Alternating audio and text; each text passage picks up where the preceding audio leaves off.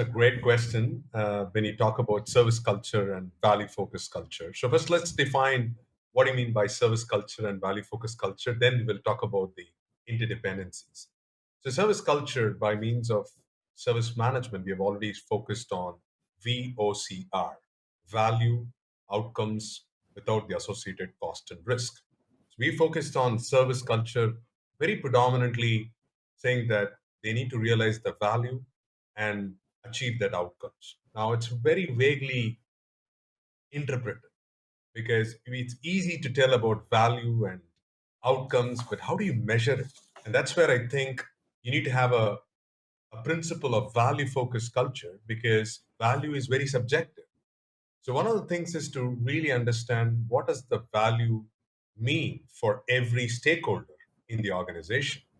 And when we start putting the value conversation before a cost conversation, then I think the whole paradigm shift happens. Unfortunately, Nick, still now I haven't seen a lot of companies move away from this. I'm looking forward to that modern service manager. Will that change the whole dimension? But we're still being heavily focused on service, but fundamentally miss a point that it's all boiling down to value. Because once you have value as the fulcrum, then the service culture becomes much more integrated, a natural fit to finally deliver some outcomes that the stakeholder watches. So it is definitely very important and very important to focus on value. Otherwise, we'll become obsolete.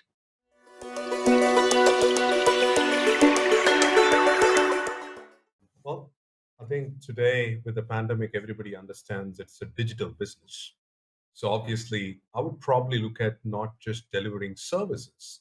I would talk a little more about capabilities because the capabilities are a little different from the services that you provide to your end clients or business partners.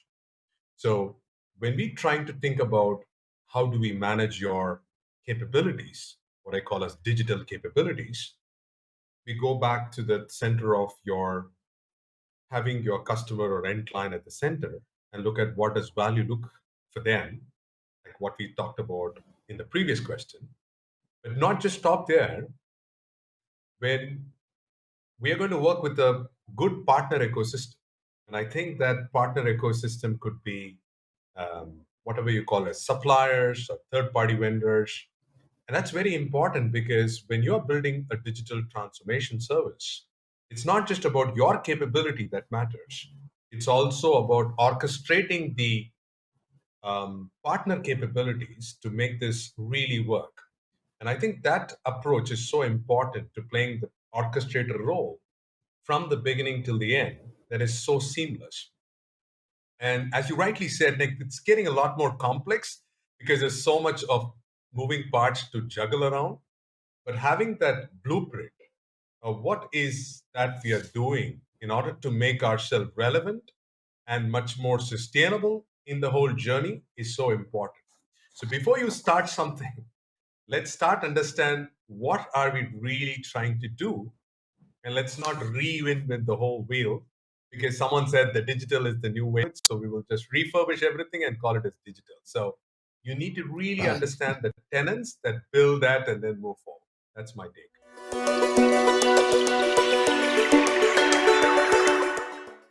Now, one of the things that we have seen working with organizations globally is I think there is a mad craze to do all of the things one time quickly and just leave the place.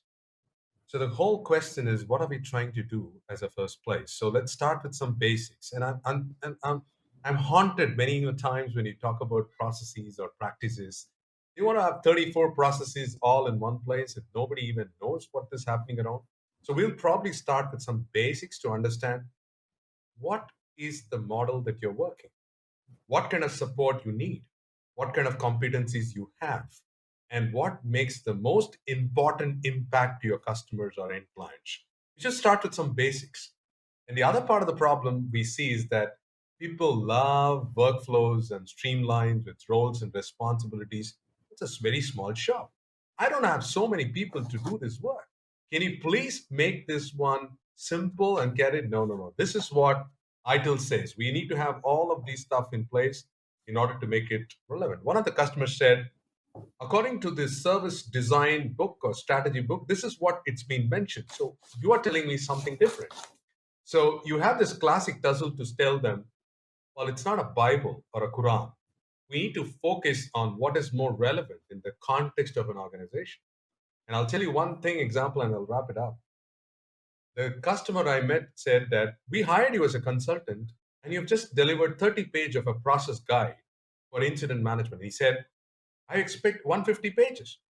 So people have this wrong notion that the more is better without even understanding whether it still works or not. So keep it simple, stupid is what I would go about, and then make it relevant.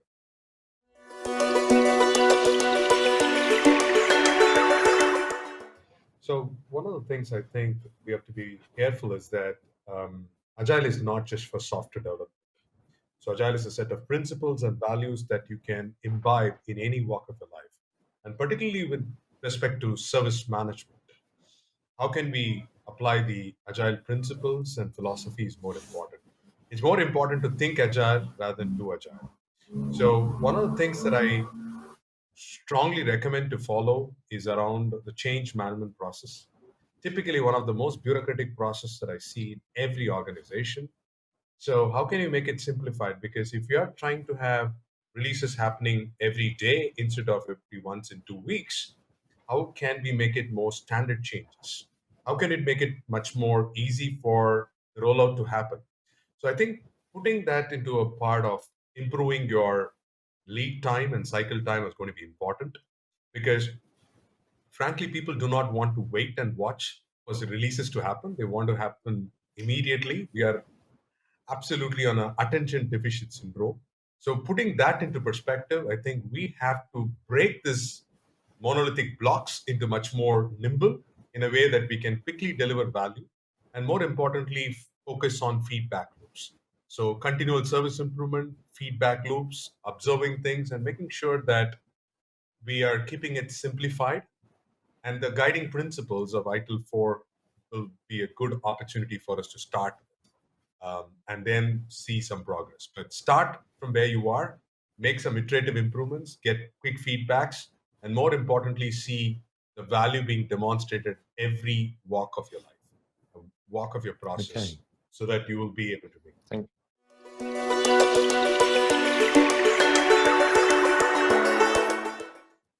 I think giving a merit of all these frameworks and understanding what they are communicating is so important because in every organization you have people from different skills.